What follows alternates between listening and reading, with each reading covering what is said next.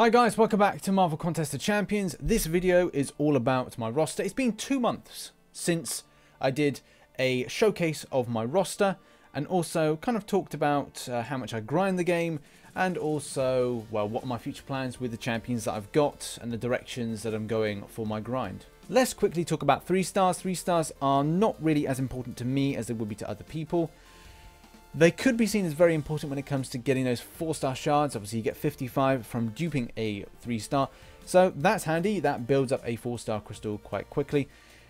Now, getting them is pimps absolutely piss easy because you get them from logging crystals, right?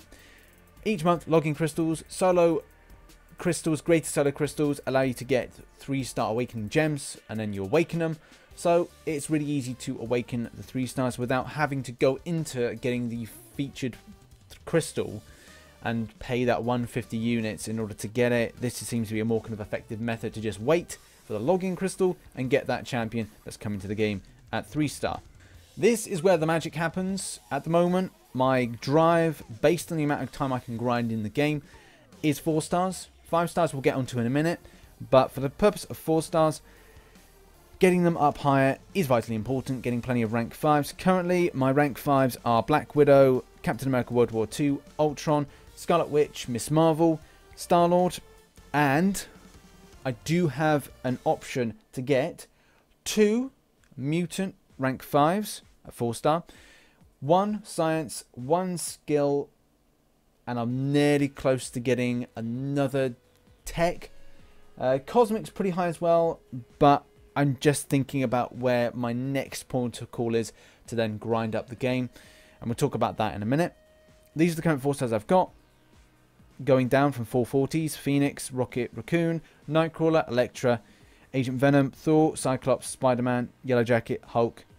And then we've got, then we're going down again to Magic, Doctor Strange, Moon Knight, Black Panther, and then Juggernaut, Wolverine, and then Electro, Red Hulk, Mordo. These are kind of get to my 330 territories. Iron Fist, Deadpool, Venompool, Guillotine, Iron Patriot, Hulkbuster, Spider-Gwen, Iron Man, Cable, Drax, Abomination, Daredevil, Black Bolt, War Machine, Captain America, Falcon, Winter Soldier, Vision, Luke Cage, Hawkeye, Miss Marvel, Gamora, Spider-Man, Old Man Logan, Joe Fixit, Cyclops, Unstoppable Colossus, Venom, Colossus, Ronan, Rhino, Beast, and Captain America. Of these, there's a good chunk of ones that I would say are useful. There's a lot in my roster that I've recently got. If you watched my 4-star crystal opening, the 10 4-star crystal opening, the most recent one, you'll notice a bit of disappointment then. I probably thought that 6 out of them were not as useful as I'd like. 1 was a double duped, which not particularly a big fan of. I am quite happy with my roster. Changes that I would make to my 4-star roster: I'll probably make Mordo a lot higher, pushing him up further. Drax will probably go into a 440 territory. We've then got Daredevil, will probably go into a 440 territory.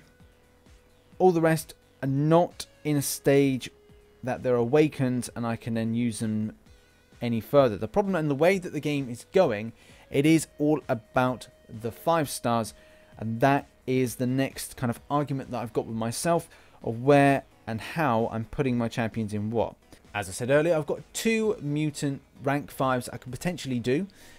I've thought about doing some stuff with 5 stars with mutant, but only having 1 champion as a go-to higher rated 5-star isn't really the one that I want to play with. There's 2 that I really enjoy, and that is Nightcrawler and also Wolverine. Those 2 seem to be the ones shouting at my mind that I've got to rank 5 them. You could argue that, well, won't you use Cyclops 90s? Yes, but Wolverine and Nightcrawler both have advantages in different ways. One is very good at, well, they're both very good at offensive. Nightcrawler is better at defensive when it comes to Alliance Wars, but he also has value when it comes to being offensive and kind of using him in stuff like maybe Act 5. But Wolverine is, because they're based on the regen and the bleed, he can be very, very handy when it comes to playing with, especially endgame stuff. If you get a good team around him and play him well, then, and you're blessed with a decent regeneration, then he's going to be like a go-to champion. This is my 5-star roster. Now, I think this may be the last time the Dormammu crystal, as you know, when I did it, I spanned 2. I got 1 Dormammu, which in some ways could be seen a bit of a disappointment. Because that's 30,000. That's 3 premium 5-star crystals. And, you know, getting just the 1 out of it was a little bit disappointing because I could have got 3 champions and potentially awakened certain ones in the roster, as you can see now. So, in future, I may opt to just spin out from the premium. There's 1, 2, 3, 4, 5 unawakened. Of the ones that are unawakened, Spider-Man would be nice, Black Panther would be nice, and Storm obviously would be completely amazing. And this has been my argument within myself again, whether or not I take certain champions in certain directions. I need to get more tier 4 basics. I've got the skill, the mutant, the cosmic, and the science to get these 5 stars upgraded and get them up further, which is the way that the game is going. I have to get these champions up in order to be more competitive in the game. I've got so many tier 2 alphas now that I'm just not using them for anything, and I need to be getting them up higher. I'm probably not going to take Dormammu any further than he is at the moment, based on the fact the regeneration is terrible. So he's not, his value is on master mode, taking down power burn, because the enemy's rate of power is so high, and not having any other 5-star that's kind of equal or near to is him being my go-to champion. However, though, I think at the advice of my clan leader, alliance leader even, clan leader, alliance leader, to do something with Captain Marvel. So we upgrade Captain Marvel. That may be the next kind of option for me, is take down Miss Marvel, which at the moment is in my roster, and she is rank 5, is then D-rank, and then rank up Captain Marvel. Because of the extent of how better she is, with better health, better attack, in a 5-star form. I will have to do that as soon as possible, because obviously the D-rank stuff is going to be going soon, the rank down tickets are going to be going soon, so I've got to make that decision. But it's a very difficult decision, because I'm still at a point where the 4 stars, I need to increase my 4-star roster up to rank 5, but at the same token, I need to get some 5-star action in. I really do need to do that, because I can't rely on higher opponents to then face off, like the extent of damage that I'm going to be taking, even if I'm, you know, blocking or not parrying, but if I'm blocking, I'm still taking a chunk of damage. So say an aggressive play isn't going to be good enough. It'll have to be more based on dexterity, evading, and being more kind of cautious. Obviously, I would evade out specials, that's a given, but there'll come a point where I can't judge the AI, and then I need to be blocking more to kind of judge how the AI is playing, and then to get parries and stuff in, especially even worse with stun immunity. So then I'll have to take a lot more on the block or try and evade out quicker. If I am taking damage, I will need a 5-star more than I'll need a 4-star rank 5. It's a difficult kind of argument that I've got with myself, like which direction I go. But I think that based on what I need to do with endgame stuff, I'm going to have to focus on 5 stars. And hopefully, as you know, needing a Star-Lord is vitally important, especially when you're doing stuff like Labyrinth of Legends. That is what I hope for in the next few 5-star crystals, and that's the focus now. Get more 5 stars and build that end game roster. Finally, let me quickly talk about the extent of grind.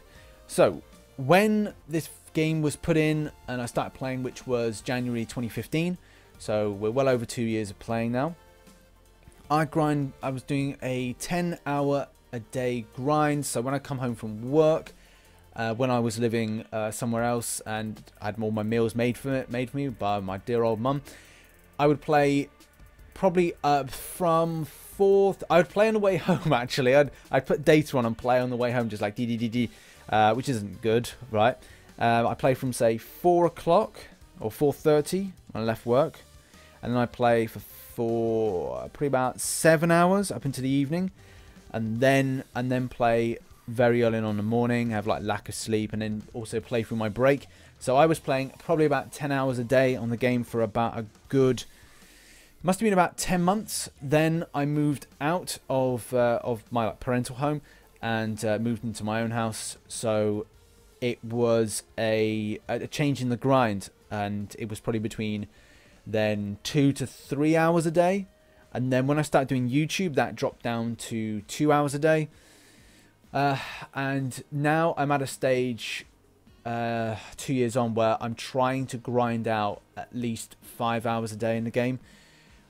However, though, doing YouTube and doing this, and it's the same plight as everybody else has that does school, has homework, and also looks after a family, and also, you know, has a busy life schedule along with work. They can't put in the extent of hours that they require to get up to a stage where, I don't know, you've got your seat-ins, your brutal DLXs, you've got most of the people out of top alliances, even, you know, it's still MMMV, whatever they are calling themselves nowadays. That alliance or those kind of people are able to grind this game out extensively to a point where they either pay for more units in order to get themselves through things like energy refills, and also through, say, doing arena grinding to get units to then obviously add them into things like arena.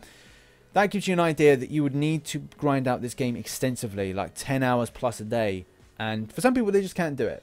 I can't do it. A lot of people watching this can't do it as well. It's all well and good, but I have to book a day off work in order to kind of grind out extensively on something.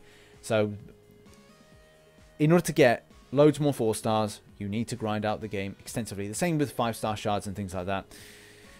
So that kind of gives you an idea of how my grind has been over the last 2+ years. So 2 years and probably 3-4 months nearly.